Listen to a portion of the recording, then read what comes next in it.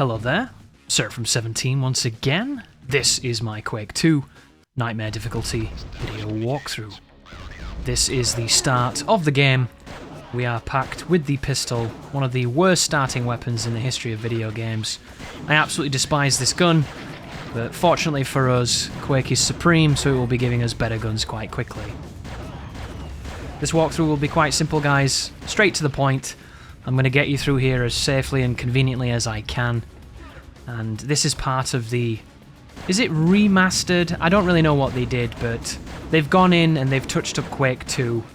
They've added some moves that never made the game. They've added some AI. They've done some tweaks. They've changed some damage thresholds. It's kind of goofy. I don't really know too much about this game because I played it originally on the N64 like an absolute god. And it was not like this at all, as you can imagine.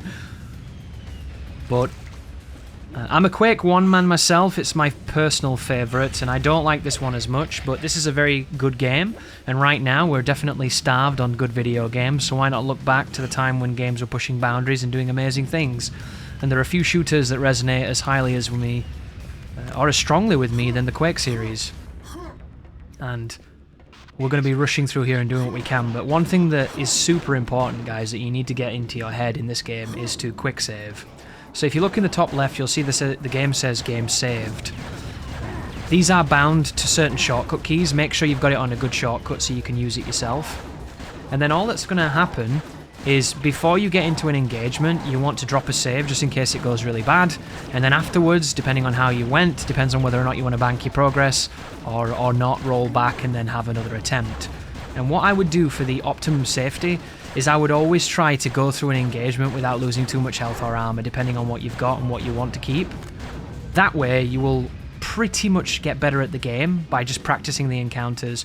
And if you can keep your health high, you won't have any of those moments where you're put into an impossible situation where you have to play ungodly and never get touched. And not getting touched in this game is doable, but it's very challenging.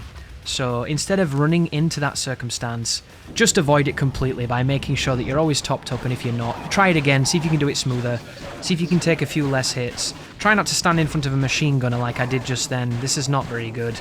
These enemies do have hit scan. Some of the shotguns, some of the machine guns, they just light you up.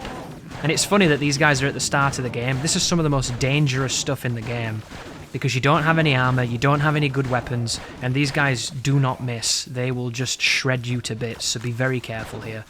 When I first started recording this, I was a little concerned because I thought, damn, this game's going to be real hard if this is a reflection of the rest of the maps. I can confirm, the rest of the maps are nowhere near this level. You'll be absolutely fine. But save a lot, guys, and always try to move. I know it sounds silly, I know we move away from this in modern games, because when you move and shoot, your bullet ends up in Calcutta instead of the guy in front of you 2 yards away. But there's just something to be said about mobility in these old shooters. They keep you alive, they keep you in the fight, and they just make it more fun to play. It's a little bit more technically demanding, mechanically, but you'll get there if you're struggling. Just always be on the move, always be strafing. Try to shoot them as effectively as you can. Keep the life up, keep the saves up. And I think most of this game will be pretty manageable for you. So we take on a gunner here, who's another hit scan machine, but if you stay close to him with this gun now, we have the capacity to fight back. I really like the standard machine gun here. It's not quite the nail gun, but it serves the same purpose. And later on when you get the chain gun, that is an upgrade for this because it technically fires faster, but it has the same damage profile. So what you want to bear in mind is the chain gun is really good because of the speed, but it is just the same version of this, just with a slightly better RPM. A couple of other things to talk about in this run, guys, to make it a bit more spicy, a bit more interesting. I will not be using the BFG. I'm not using it because it's bad or anything. The BFG is really fun, it's a cool gun. I'm kind of salty that the Thunder Gun doesn't exist and that they put the BFG in this and it's not Doom. That to me is stupid, I don't agree with it, I think it's bad. Sorry, sue me. It's just not for me. So I wanted to not use it to see if I could get away with it, and it turns out there's almost no reason to use the BFG. It's very fun, it's very silly, but you can get that kind of damage just by playing intelligently. Nightmare has a couple of things for you that you might be not expecting. One of them is they limit your equipment in some ways. You can't pick up as many of the quad damages, which are really, really cool. They've limited that just to one. So you're not going to have the same kind of utility. Additionally, guys, you're going to see me get lost quite a lot every so often on these levels because they're very difficult to navigate. However, in this version, they've given you a feature that enables you to know where you're going. And at any moment, if you're lost, if you press a button, it does give you a nice little waypoint to follow, and I'm going to be using it a ton. For some reason, I get lost in Quake games. I do. It doesn't matter how many times I play them. I just have this habit of getting lost. So have a nice chuckle at me going the wrong way as we continue on and shoot these bad guys as effectively as we can. But we won't be using the BFG, so we'll be dealing with situations without the massive, crowd control that gun can provide. Additionally, I won't be using I don't know the name of these things, but there's this like plasma health thing that you can get, this pickup, and it gives you an absurd amount of HP, and it just turns the whole game into like, it's not even a game at that point. You're so unkillable, it's not even funny. And then the second thing is that the armor is really, really strong too. So I didn't realize just how good the armor was. Turns out the armor in this game is quite easy to stack, it's quite easy to carry through most of the game, and if you just keep reloading when you lose some, you can keep yourself armored for the entirety of the campaign.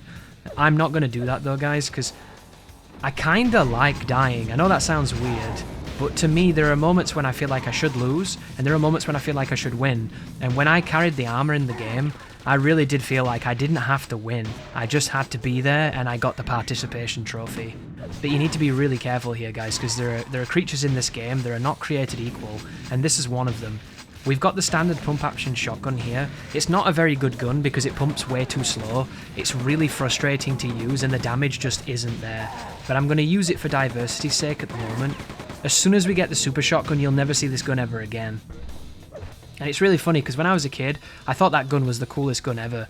I just love the idea of like this rotary cartridge, the cylinder on it, like the Tommy gun for a shotgun. I thought it seemed like such a cool design, and I loved how it pumped, I loved how it sounded, I loved how it looked at the time too.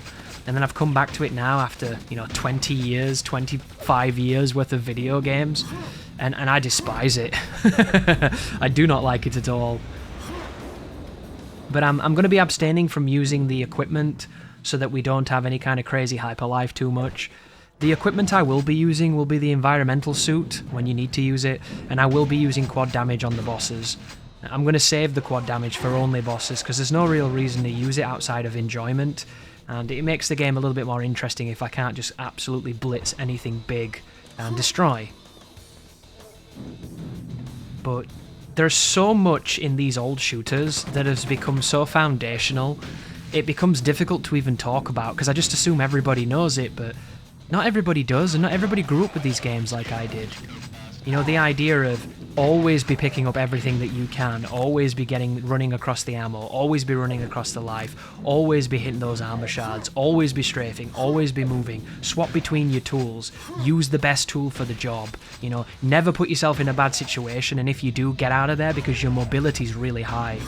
Like a lot of shooters now, they don't really use mobility the same. In a lot of games now, when you try to out-strafe or out-maneuver an opponent, you move so slowly that you don't really cover the ground needed to get any kind of separation, and they just kill you anyway. Games aren't really about, using movement to get away from projectile shots. They're more so just like getting hit once or twice by some really angry and aggressive hit scan and just dying. Like a lot of the times in modern shooters, when you get hit, you just hide.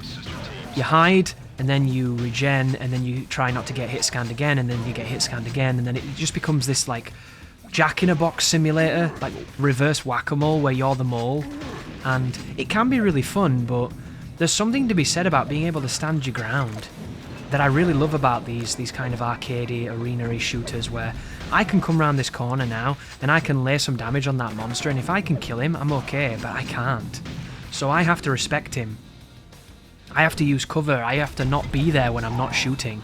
Like these monsters here, this trap with the dogs with the tongue that drains your HP.